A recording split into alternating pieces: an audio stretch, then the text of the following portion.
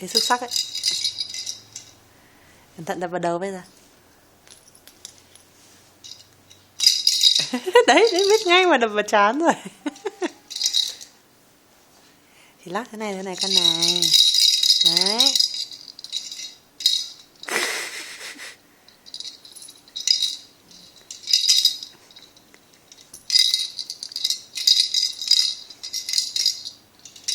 Rơi rồi. Nào cầm lại nha. Cầm lại xuất sắc của con này. Đấy, tay đâu. Đấy.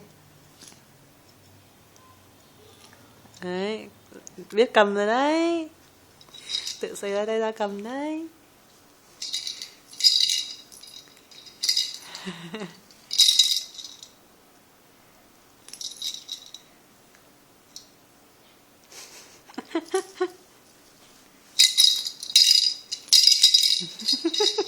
Cẩn thận đấy vào đầu bây giờ.